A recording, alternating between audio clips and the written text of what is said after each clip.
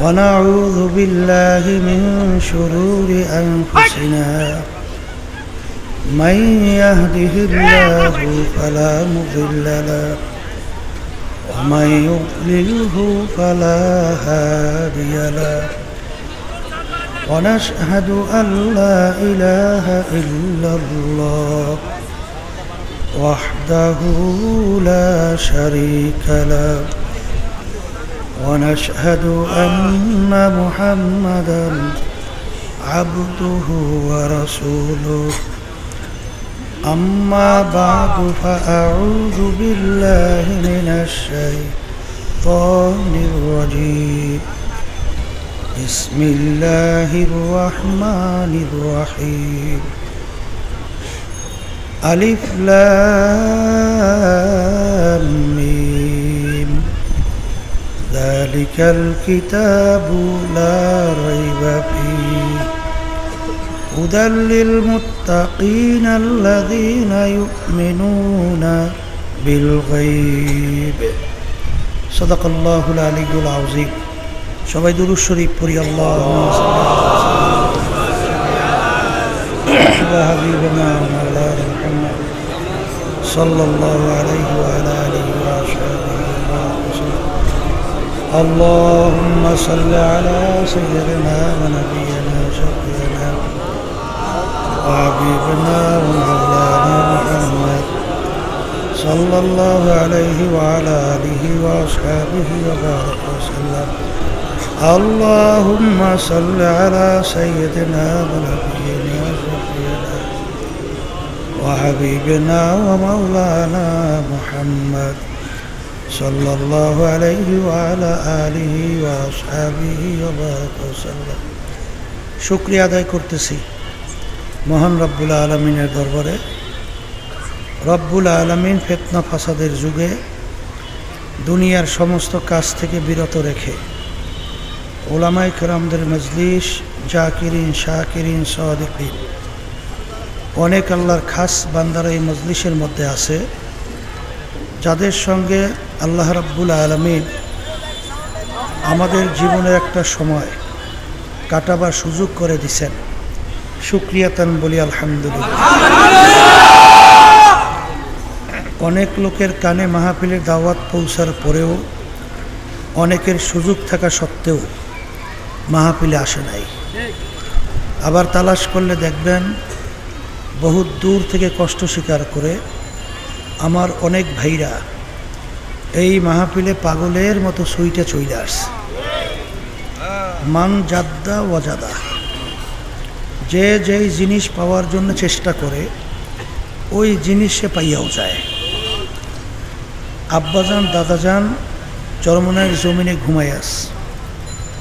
আব্বাজান দাদাজান বলতেন, দিনই মাহফিলে প্রথম থেকে শেষ পর্যন্ত থাইকা বাড়ি বিদায় হয়ে চলে গেলে আমলনামার মধ্যে কমপক্ষে হলেও 50 লক্ষ নেকি এরকম জমা হতেই পারে না। নিয়াত যাদের সহি, আল্লাহকে রাজি খুশির উদ্দেশ্যে যারা আসছেন, রব্বুল আলামিন তাদের আমলনামার মধ্যে লক্ষ লক্ষ নেকিও দান করবে। অনেক লোকের কানে এই মাহফিলের দাওয়াত পৌঁছার পরেও অনেকের সুযোগ থাকা সত্ত্বেও মাহফিলে আসে নাই। আবার তালাশ করলে দেখবেন বহুত দূর থেকে কষ্ট স্বীকার করে আমার অনেক ভাইরা এই মাহফিলে পাগলের মতো সুইটে চলে আসছে। যে যেই জিনিস পাওয়ার জন্য চেষ্টা করে। এই মাইকটা আনছে কেডা? হ্যাঁ, এই মাইকে লাগো আমি বারবার বলছি, মাঠের ভিতরে এবং বাহিরের শব্দ একরকমই রাখার জন্য। একবার দুইবার না, বারবার বলছি। শব্দ দিয়ে রাখছে বাহিরে, মাঠের ভিতরে কোনো সাউন্ড দেয় নাই।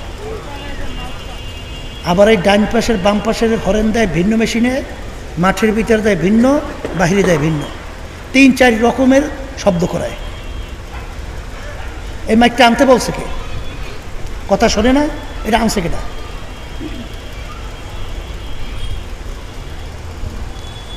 বয়ান শুনে মানুষ মাঠে বাইরে শোনে।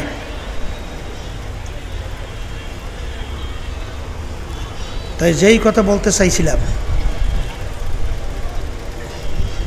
যে অনেকের কানে মাহফিলের দাওয়াত পৌঁছার পরেও অনেকের সুযোগ থাকা সত্ত্বেও মাহফিলে আসে নাই। না আসার কারণ হিসেবে আমার আব্বাজান রহমাতুল্লাহি আলাই বলতেন বুঝের অভাব। আর এই বুঝের জন্যই এই মাহফিলের ব্যবস্থা। আল্লাহ রব্বুল আলমীর কাছে দোয়া করেন রব্বুল আলমিন আমাদেরকে যেন দ্বীনের সহি বুঝদান করেন।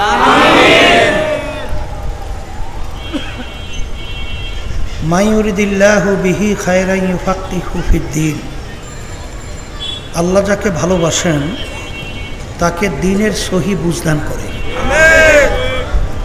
পাশাপাশি একটা কথা মনে রাখা লাগবে, হেদায়েত কিন্তু কোনো পীরের হাতে নাই, কোনো বাবাদের হাতেও নাই। হেদায়েত একমাত্র আল্লাহর হাতে। কথা ঠিক না? কারণ হলো আল্লাহ রসুল সাল্লাল্লাহু আলাইহি ওয়াসাল্লাম যখন দেখলেন কাফেরেরা ঈমান আনে না, ইসলামের পথে চলে না, এমনভাবে পেরেশান হয়ে গেল মনে হয় যেন নিজে ধ্বংস হয়ে যাবে। আল্লাহ রাব্বুল আলামিন আয়াত নাযিল করেন, হে রাসূল আপনাকে তো আমি পাঠাইছি শুধুমাত্র দাওয়াত পৌঁছে দেওয়ার জন্য। ওরা মানে বা না মানুক এটা তো বুঝবো আমি মাওলা ওদের সঙ্গে। অন্য আয়াতের ভিতরে আল্লাহ বলছেন, হে রাসূল আপনি যাকে ইচ্ছা করেন হেদায়েতের না তাকে আপনি হেদায়েত করতে পারবেন না। তাহলে তার চাচা আবু তলেব শোনেন নাই? আল্লাহ রসুল সাল্লাল্লাহু আলাইহি ওয়াসাল্লাম সবচেয়ে কাছের সাথী ছিল। আল্লাহর হাবিবকে ঢালের মতো প্রহরা দিয়া লালন পালন করছে, কিন্তু তাকে কি হেদায়েত নসিব করাইতে পারছিল? পারে নাই।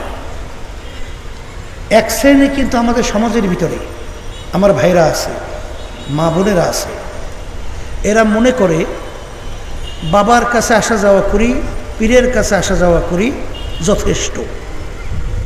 পীর বা বাবা আমাকে নাজাত করে জান্নাতের ব্যবস্থা করে। নাউজুবিল্লাহ। শোনেন, পীর তো ভালো কথা, পীরের বাবারও কোনো ক্ষমতা নাই যে কাউকে হেদায়েত করা। কথা ঠিক না ভাই? বলতে পারেন হুজুর তাহলে পীরের কাজ কি? পীর একটা ফার্সি শব্দ, আরবিতে বলা হয় মুরশেদ, আর বাংলা অর্থ হলো পথ প্রদর্শক। আপনি বরিশালের রাস্তা চেনেন?